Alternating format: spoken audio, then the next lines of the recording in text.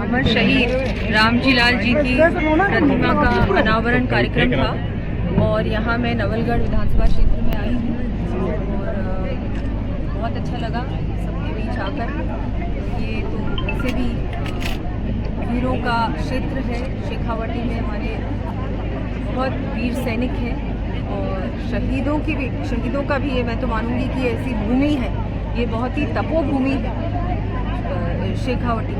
और यहाँ आने का अवसर मिला, बहुत सारे विकास के काम भी यहाँ पर हुए हैं। विक्रम सिंह जी यहाँ के विधायक साहब, हमारे सुभाष जी मील विधायक साहब सभी यहाँ पर उपस्थित हैं और बहुत सारी बातें भी सामने आई, लोगों ने अपने काम भी बताए, तो उस पर भी कार्रवाई होगी। और जैसा कि राजस्थान दिवस का सप्ताह भी कल से हम लोगों ने कार्यक्रम की शुरुआत की है, मुख्यमंत्री जी ने बाड़मेर में शुरुआत की। बहुत भव्य जो महिला सम्मेलन था, बहुत भव्य था, ऐतिहासिक था।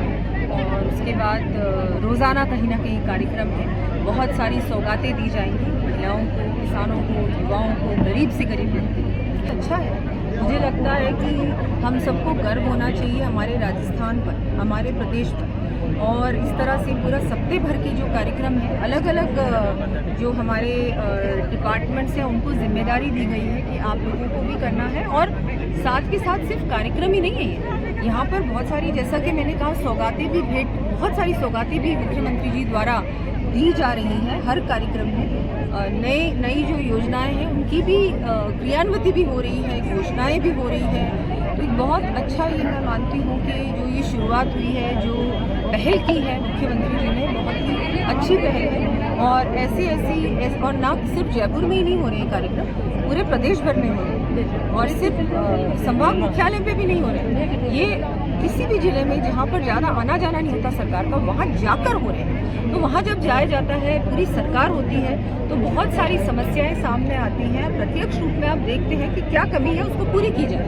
तो ये भी बहुत अच्छा है, जनता से जुड़ने का, जनता से डायरेक्ट संवाद करने का भी एक अवसर है।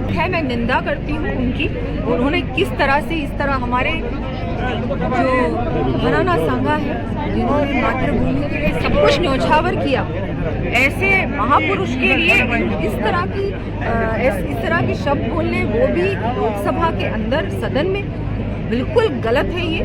मैं घोर निंदा करती हूँ उनकी। पर मैं ये भी कहना चाहूँगी कि विपक्ष की तो ये एक तरीके से उनकी तो आदत हो गई है ये, कि महापुरुष जितने भी हमारे भारत के महापुरुष हैं उनकी बुराई करना, और जो ये बाहर से आक्रमणकारी आए थे उनकी तो ये बस बड़ाई करते रहते हैं। तो ये जो उनकी सोच है, मुझे लगता है वो भी अब जनता के सामने आ चुकी है कि उनकी किस तरह की सोच है।